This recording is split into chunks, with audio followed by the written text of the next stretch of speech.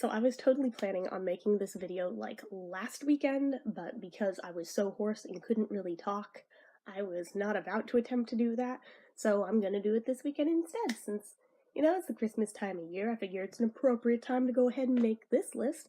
Um, List of favorite Christmas movies and TV specials and such that I personally love. I'd love to hear you guys' favorites down in the comments, by the way. And before anybody comments, I know my hair looks disgusting right now. I swear it's not dirty. I put product on it yesterday that I hadn't used before, and it just made it look greasy and disgusting. So I have to wash this out later, but it's literally 6 a.m., like on the dot right now, so I will wait till it's light out before I do that. But yeah, I'm just like, oh, it looks so bad. I'm definitely not using that stuff again. Or maybe there's a learning curve. Maybe I use too much. I don't know, but this is not cute. I don't like this. So anyway, but yeah, so just I'm aware. I know how bad it looks. So anyways, into this list, some of them, a lot of them, are actually pretty predictable. They're standards. Probably most people have them on theirs.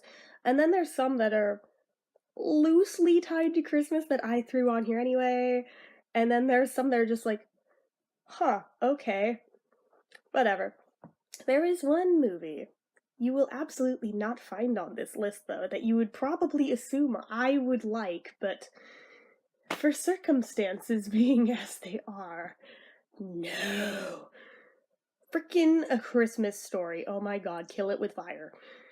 At one point, I probably liked it, and then my mom ran it into the ground by watching the 24-hour marathon of it, year after year, to the point where now, just in this house, even still to this day, when it's the day that marathon comes on, it still gets turned on. All 24 hours of it. Yeah, that. So I'm just like, no, just you guys can take that one. I appreciate that other people enjoy that movie. If you were not forced to sit through 24 hours at a time of it every single year, you'd probably like it. But yeah, because of that, I cannot get behind that damn movie. Sorry.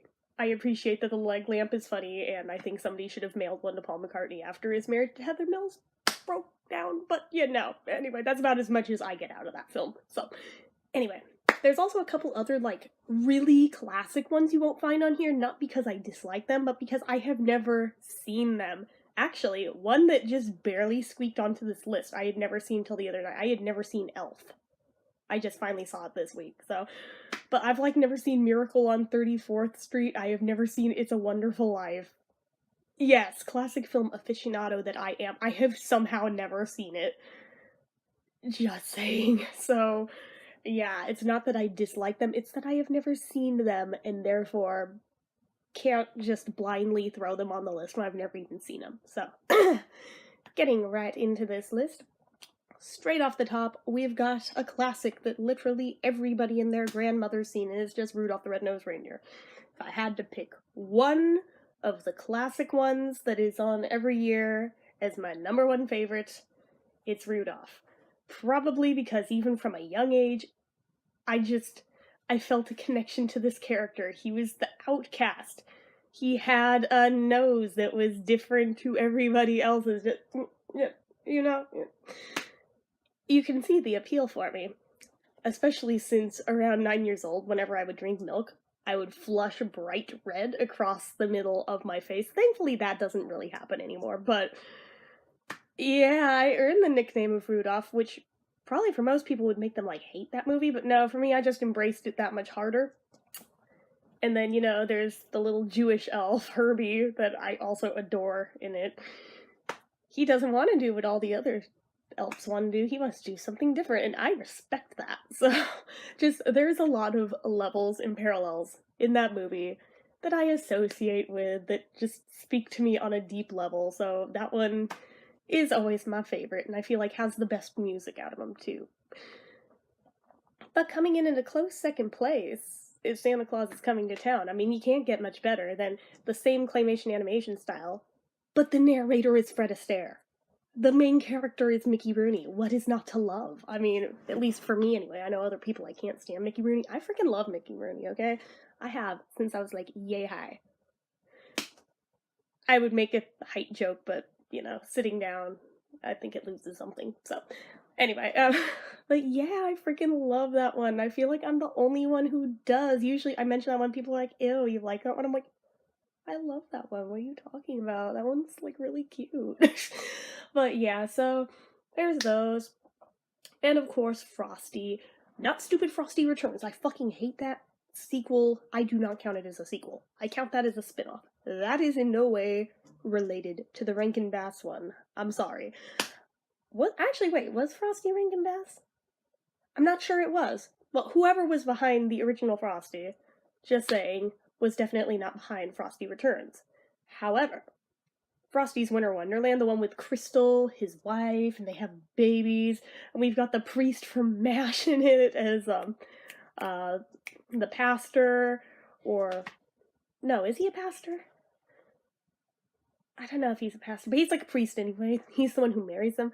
He's in it, just it's lovable. I again feel like I'm in the minority of people who actually like that special. I freaking love that one. Some of the other Rankin Bass spin-offs, like the Rudolph and Fourth. Let's try that again. Rudolph and Frosty's 4th of July.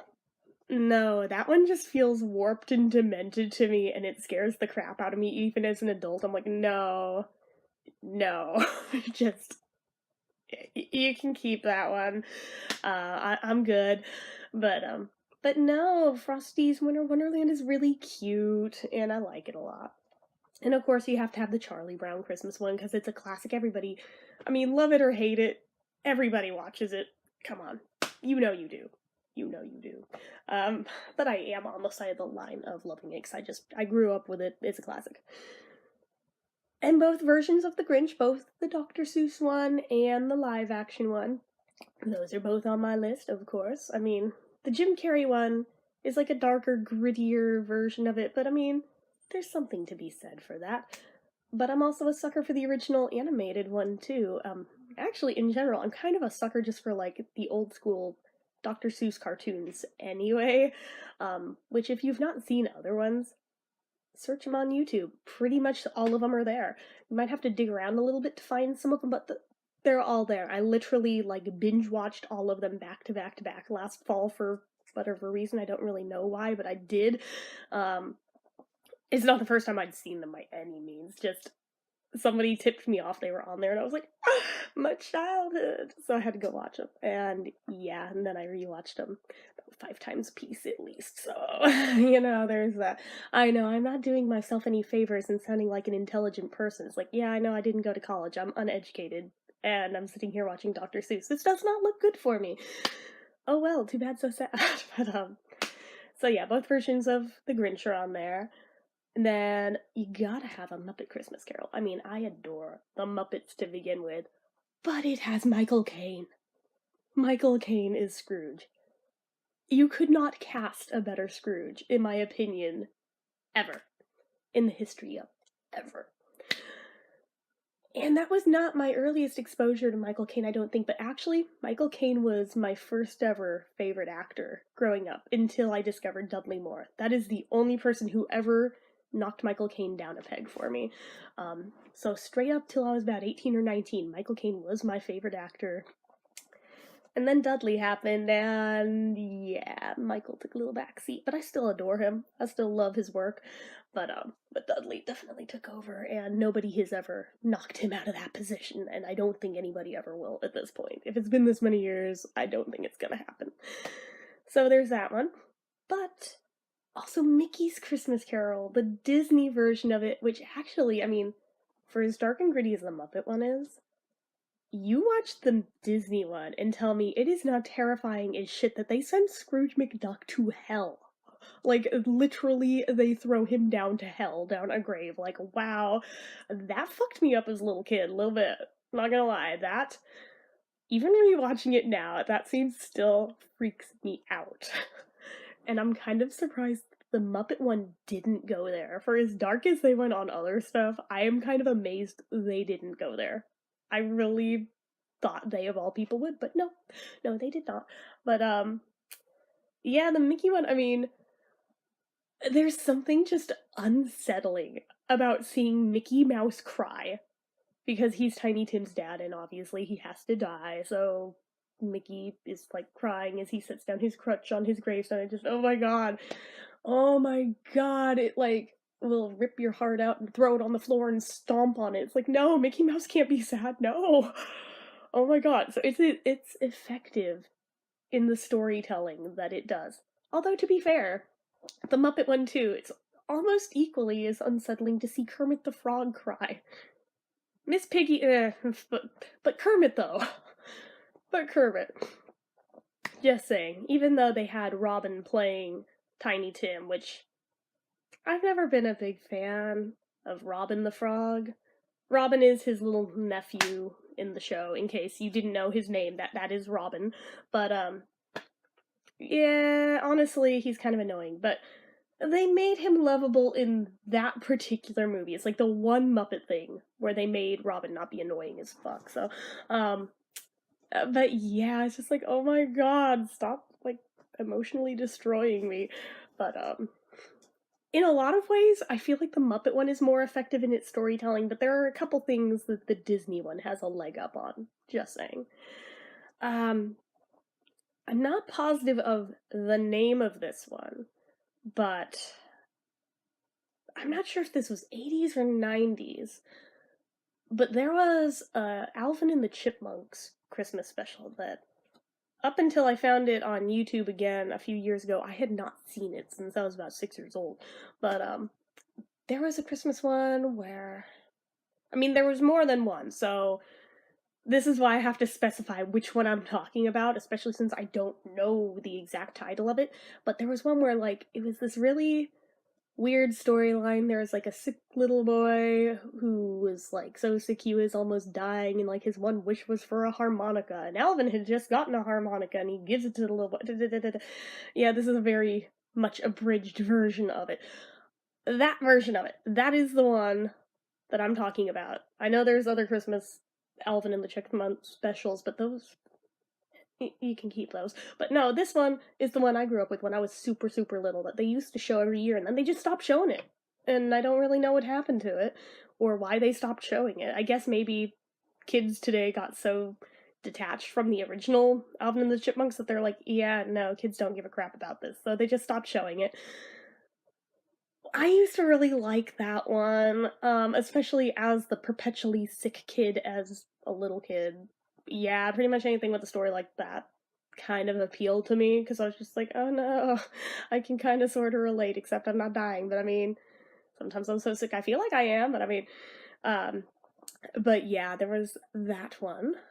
There were like a bunch right around that period of animated cartoon Christmas specials that never get airplay anymore that I really liked. Like there was a Garfield one that I really liked. I don't know that I would count the Smurfs one today, but when I was little, I dug the Smurfs. As an adult, I can't freaking stand the Smurfs, but as a little kid, I really liked them. There were so many My Little Pony ones that, again, I'm not sure I would count them today, but as a little kid, I definitely watched them every damn year. Same with Care Bears Nutcracker. Oh dear God. Oh, that was my shit for a long time. Can't stand it now. Can't stand most Care Bears things now, except for Care Bears movie 2 still holds a certain place of nostalgia for me. But but that is not a Christmas movie, so that doesn't count.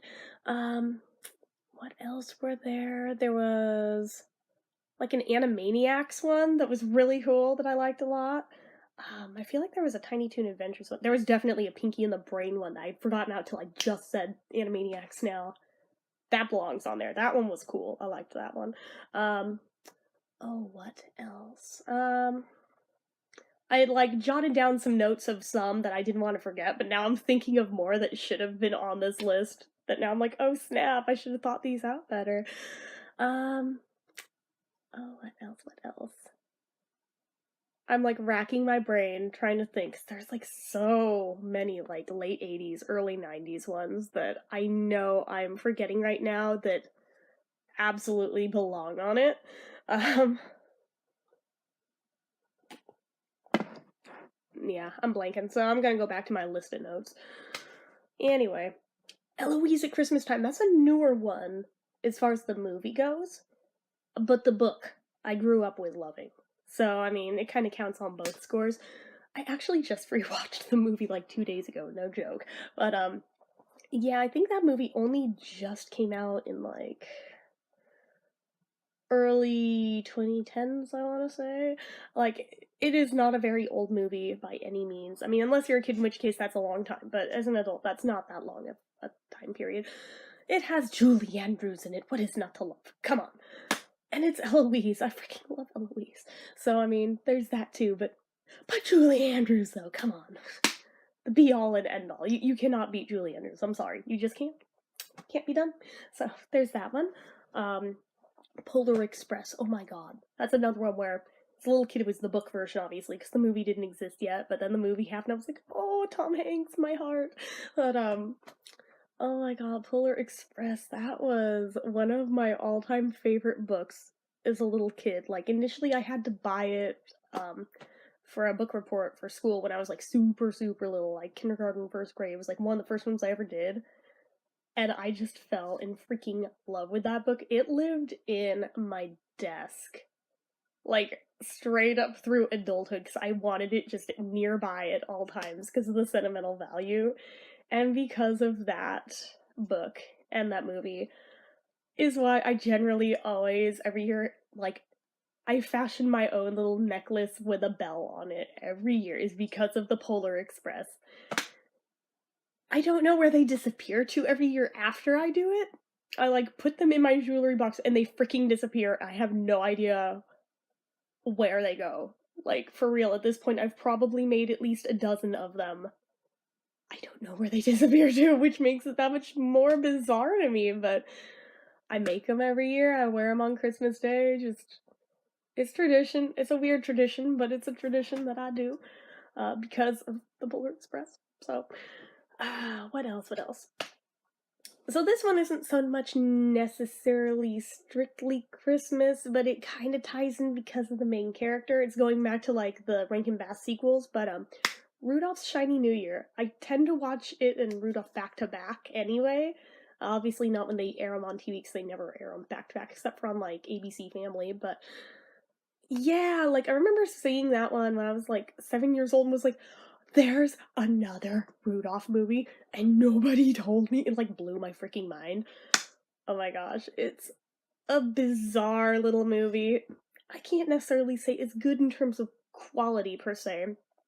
It's kind of like watching Rudolph while on an acid trip and then reading a history textbook. And this is about what you would get out of it, probably. But, yeah, I mean, there's no better way to describe it than that. But at the same time, I love the damn thing. Weird as it is, I don't even care.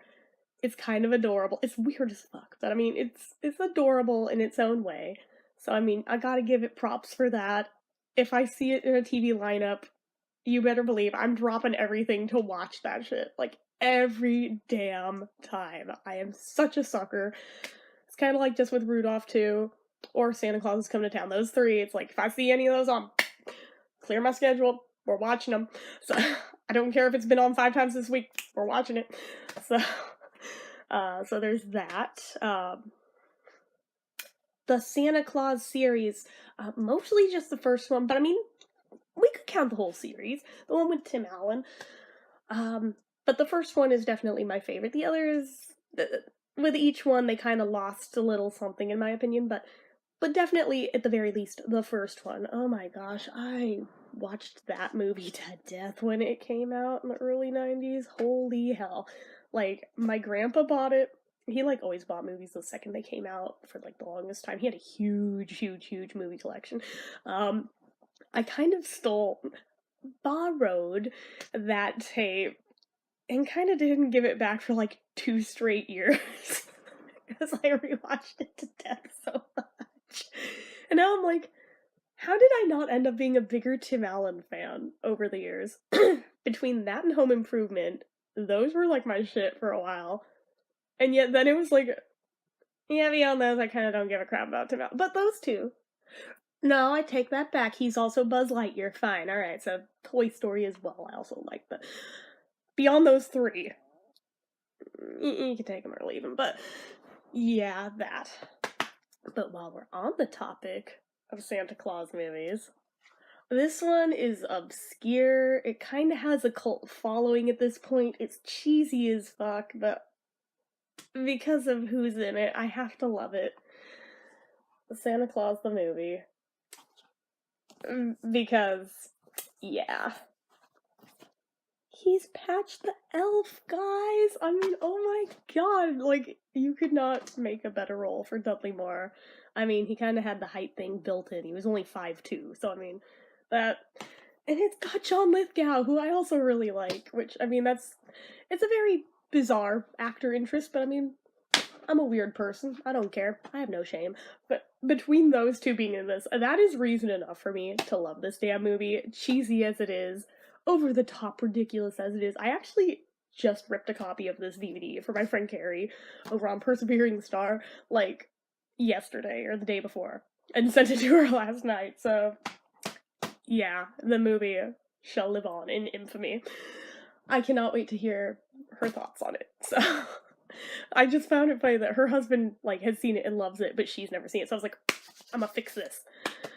Usually, I see this DVD everywhere, like, supermarkets and everything, every year around this part of the year. Like, my personal copy of it, I actually found on Christmas Day one year, because we had to, like, run to Safeway to, like, get more eggnog or something on Christmas one year, and I saw this right near the register. I was like, they have it. Mine! It's mine! I finally have it on DVD, because I have a VHS copy of it that my grandpa taped off TV years and years ago, that for sentimental value, I hold on to it anyway, but I finally had it on DVD as of being, like, 19, so this is the, I think, 20th anniversary, yeah, 20th anniversary edition. There was a 25th anniversary edition made. I don't have that one. I'm surprised they didn't put out a 30th for that a couple years ago. This came out the year I was born, so a couple years ago they should have done a 30th, and I don't think they did, so that makes me a little sad, but I have the 20th one anyway, so there's that. Oh, what else? Yeah, I mentioned Elf, but yeah, I've finally seen it. I've only watched it once, but I have technically seen it, and I have to admit, even though I normally can't stand Will Ferrell, he was lovable in it. It was a cute movie, and I felt like a dumbass when I realized that the blonde girl in it that he likes is Zooey Deschanel, who I actually really like, and I didn't even realize it was her the whole time until the credits, and she sings, like, the song over the credits, and something about, like, some phrase in it she sang, I was like, oh my god, she was the blonde girl, wasn't she? And Kimberly's just like, you moron. I was like, I know, I'm really slow, okay? I'm really, really slow. This shit has to be legit spelled out for me to get it half the time, so... But yeah, it was cute. So I think it deserves to be on the list. And obviously Home Alone is on the list. It's on everybody's favorite Christmas movies list. Although Kimberly has never seen that, so I have to fix that. This is going to be the year I fix that. It was on TV a couple days ago, but she wasn't here, and I was like, damn it! I could have fixed it today, but she wasn't here, and I didn't think to DVR it because I'm an idiot, but yeah, that. This next one, I never know whether to count it as a Halloween movie or a Christmas movie. It straddles the line between both, and that means you all know exactly which one I'm talking about, but Nightmare Before Christmas. I personally feel it's more of a Halloween movie, but for what it is technically both. And it gets aired at both holidays, so I'm just like, I usually just, I either flip a coin for which one I count it as, or I go halfway in between. I watched it on Thanksgiving. I'm like, well, smack dab between the two. There we go, close enough. But I do feel like it's a little bit more Halloween than Christmas. But at the same time, it deserves a mention because come on, it's a classic, and who doesn't love that movie? Honestly. National Lampoon's Christmas Vacation, that one absolutely makes it on the list. For as screwed up as it is, or as dysfunctional as their family is, it makes me feel a little bit more at home because I come from probably one of the most dysfunctional families in history. So, shit like that appeals to me. Um, Jingle All the Way. I am shamefully including it in my list because everybody's like rolling their eyes like, oh god, the one with Arnold Schwarzenegger. Yes, the one with Arnold Schwarzenegger. What other Jingle All the Way is there? Honestly, it's one of the only movies of his I've ever actually liked him in. Like, I'm not a Terminator fan. I'm not really an action movie kind of person, but I liked him in Jingle All the Way. I thought it was a cute movie. Um, Actually, because of that movie, I was really jealous when I found out that my grandpa actually got to have lunch with Arnold Schwarzenegger several times over because my grandpa was on the board of agriculture for California, and it was when Schwarzenegger was still the governor. So it wasn't uncommon for him to be in contact with the governor and sometimes meet up with him for lunch to talk about that agricultural shit. I don't know. I don't know the details of it, but the day I found that out, I about shit my pants. I was like, Arnold Schwarzenegger. I was like, is that a big deal? I was like, he's an actor, right? He's like, I've never seen any of his work. I'm like, oh my god. Can I just, like, tag along the next time you have lunch with him? He's like, no. I was like, damn it. It would have been really cool if he'd said yes, but no. Damn. But, yeah, that 6 degrees of separation, kind of, sort of, in a roundabout way, have a connection to Arnold Schwarzenegger, which is kind of cool, but I never personally got to meet him, but anyway. What else? Ah, yes. No favorite movies list of mine would be complete without my old mainstay of Arthur 2. That, like, for real, any favorites list I ever create will always include that film on it because I will find a way to incorporate it into any and all of them. But that one, no, it actually does fit for this. Like, it takes place at Christmas time. Like, it's a huge part of the story arc in that film. So that actually, I absolutely counted it as a Christmas film for how heavily it is included in that movie. There are certain things a little further down on this list where it's like, you're really reaching, Jen, to include that here. And I'm like, I know, but no, Arthur 2 actually does make sense. If you've ever seen it, you'll understand why. If you haven't, I suggest you do, but make sure you watch the original Arthur first. But, yeah, just saying. Obviously, with my two favorites in it, it's always going to get a place of mention on any favorite movies list of mine. Because its 2 stars are Dudley and Liza, so of course, it has to go on it. It just does. And arguably, I may like it more than the original by about this much. Probably just because Liza gets more screen time, but just saying.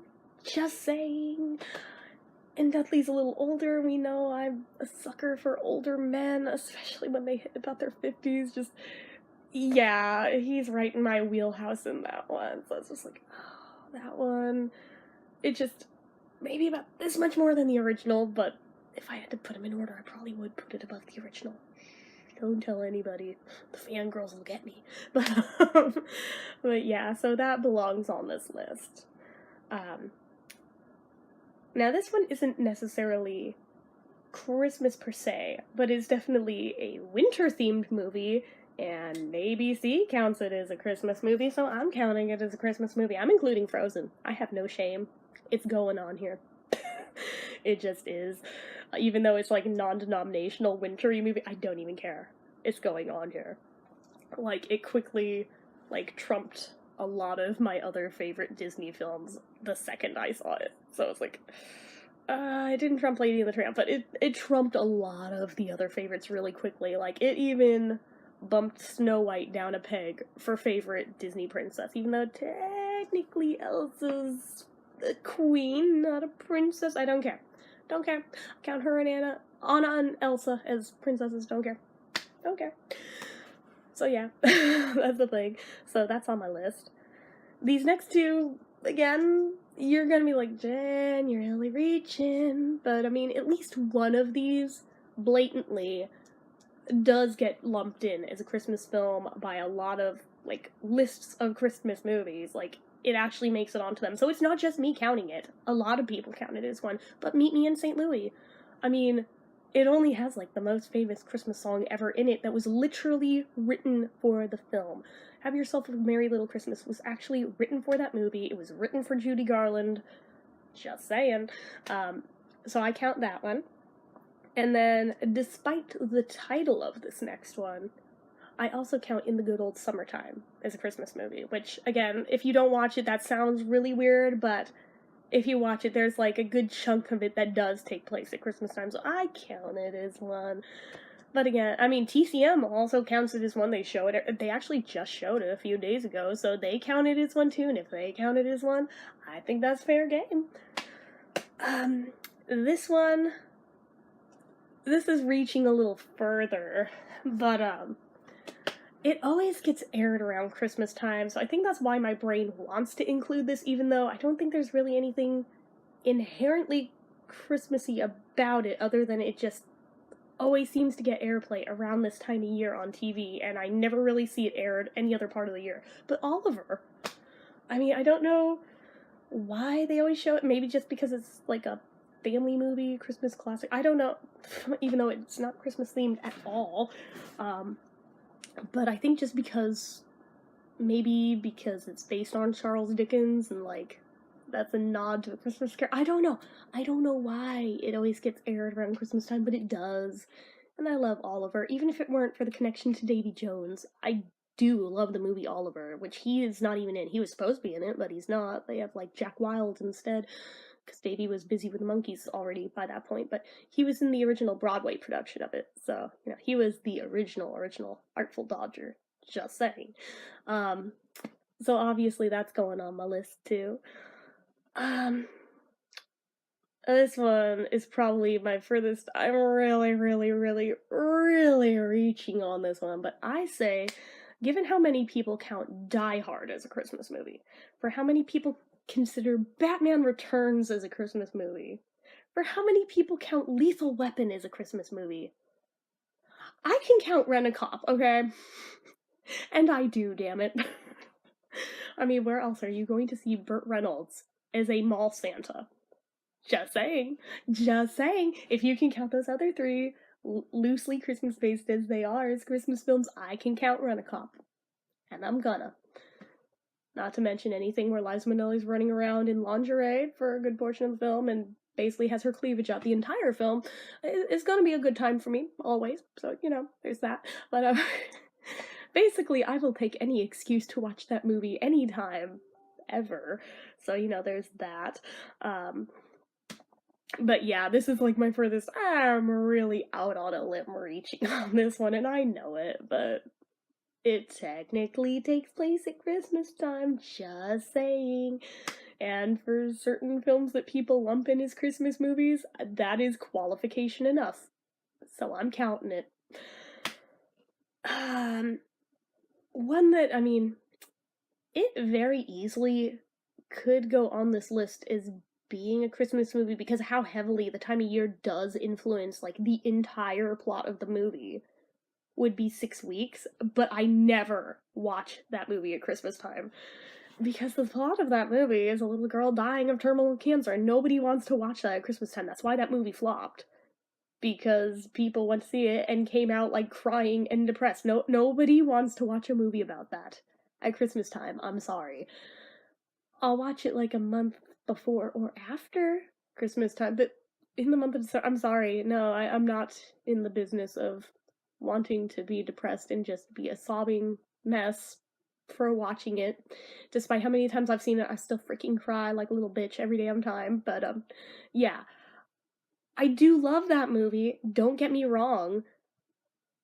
I'm at an impasse of does it belong on this list or not? Because it very much counts as a Christmas movie.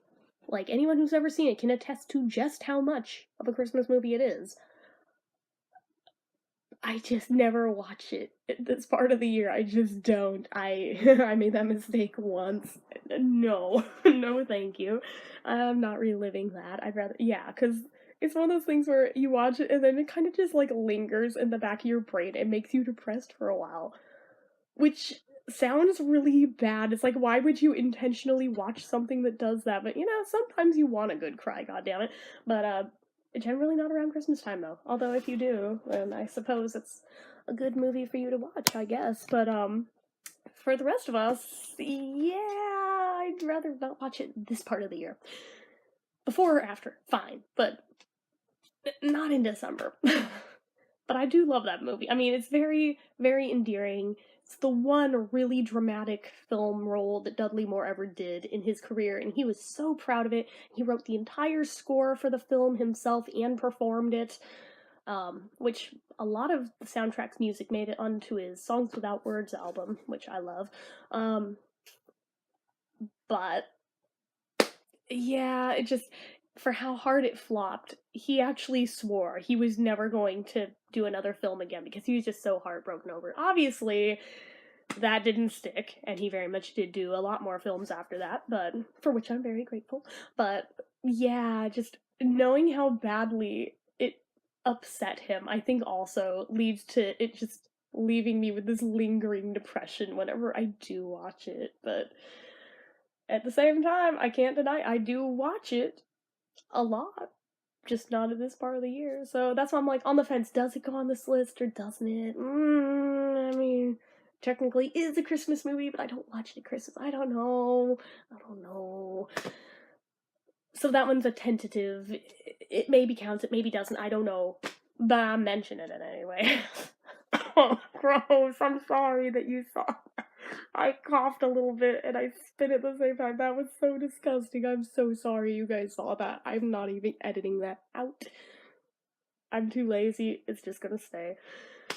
We're almost at the end of the list though. So now we're entering the portion of what the fuck, Jen? Why do you even know this is a thing that exists? But, I definitely would not call this a good special by any means. But do I watch it every year religiously? Hell yeah, I do. This right here. This is probably the most obscure thing on my entire list. Yeah. The Dangerous Christmas of Little Red Riding Hood. Which, from that title alone, you can surmise about what the fuck worthy this thing is. It is so campy and over the top ridiculous. Just, and yet I can't help but love it. I mean, it's Liza at like 17, 18 years old. She's like a baby in it. I mean, I unfortunately apparently have a bootleg. There was like a legit release of this that came out right after I bought this. But I never replaced it because I had just bought this one and it's the same thing. I don't know how different the video quality is on the legit one. So I was like, it may be identical for all I know. So I kind of don't want to throw even more money at it, especially since it's really short. But it's Liza, so I have to love it because anything she is in, it's automatically loved by me. She could like sit there and read a phone book and I would love it. Like, not even joking. I would actually watch that. So, that's a thing. You're probably like, what the hell is on this? This is whipped cream, okay? In case anybody was concerned, no, I'm not drinking anything spoiled. That is like remnants of like spray whipped cream on the top of my coffee. It sticks to the sides of the mug and looks disgusting, but it still tastes fine. So, yeah, because I am that person who, as if it weren't enough with how much creamer I put in my coffee anyway, like legit, like this much of the cup is filled with creamer when I do it. No. Let's put a mountain of whipped cream about this tall on top of my coffee every single day. I don't know why I put on 15 pounds in the past year. No, not a clue. Hey, at least I took it down a peg. I used to drizzle caramel over the top of that. I'm not even joking. My best friend can attest to this because she came out to visit for a week one time, and the first morning she was here that she saw me with my coffee, she's like, what the hell is that? I was like, my coffee? She's like, yeah, what'd you put on it? Whipped cream and caramel sauce? She's like, this is why you have heart problems. I was like, yeah, I know, it's bad.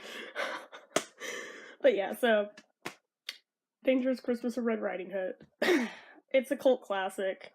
It's definitely worth watching at least once, just for how weird it is. Aw, my computer died. But, Good thing I was almost at the end of the list, because there's only, like, one more to add on to this. But, it's so weird and so obscure that it's one of those things that I personally feel like if Mystery Science Theater could have gotten the rights to it, they would have a freaking field day with this thing. So naturally, I have to do my own version with it, and have multiple times.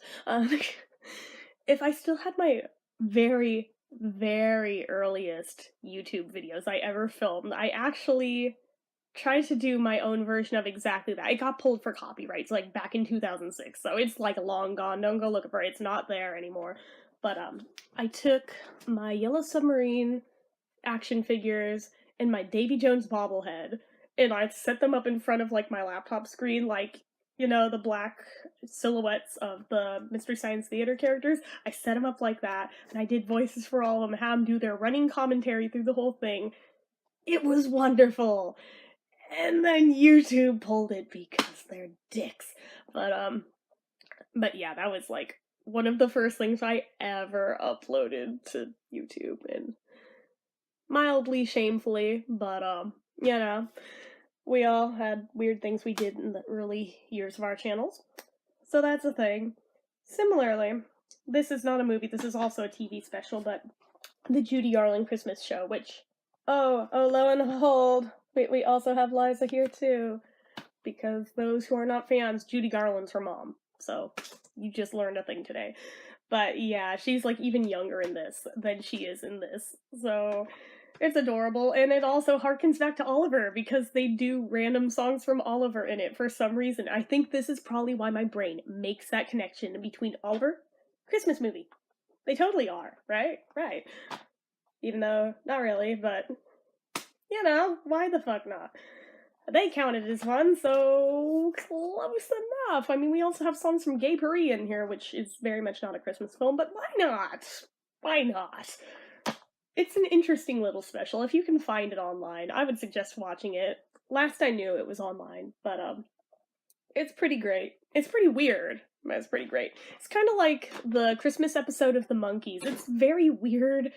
It's very loosely tied to Christmas, but it's like a classic. You can't help but watch it at least once. I actually used to watch that every year too at Christmas time. At this point, not so much, seeing as, like, half the band's been ruined for me, but I mean, Davey and Nez are still cool. But, regardless, yeah, I used to watch that every year too, but I think mostly it was just that, like, I almost said Butch Hartman. No. Butch Patrick, you know, Eddie Munster. He bothers me. At least in that episode. On the Munsters, he's fine. In, what is that movie? Phantom Tollbooth, he's fine. But in that episode, he just bothers me. It's like, oh my god, can we not? Like, please, can we not? He was only ever in the one episode, and yet any, like, sort of Monkees convention thing, he's always at them. It's like, why? Of all the people, why? Is this, like, all you could get? Oh my god. So yeah, I'm actually not including that episode in this list because it no longer, for me, belongs on the list. I mean, I love the Monkees show still, but that episode, not so much. If we were going to include a Monkees thing, it would probably be that special they did in the 80s, even though it was more like an extended music video more than anything. But I really enjoy that. That I still watch every year, but I'm not even sure that counts as, like, a TV special because it's so short, so I don't know. But I feel like I am missing some that absolutely belong on here, but I sure as shit can't think of them right now. So I'm gonna wrap this up because this is already, like, 45 minutes long almost. So anyways, yeah. So that is about it here, I think. So if you like this video, go ahead and hit the like button. If you're not already like to click subscribe. Make sure you hit the bell icon so you never miss an upload. Become part of the notification squad. Leave comments down below. What are some of your favorite Christmas movies or TV specials or anything really? Leave them down below in the comments. I'll see how many we have in common and how many just different ones that are out there that weren't on my list that you guys like. Let me know. as well as anything else you feel like leaving me. And if you like what I do here on this channel and you'd like to help support it, the donation link, as always, is down in the description. Anyway, guys, till next time.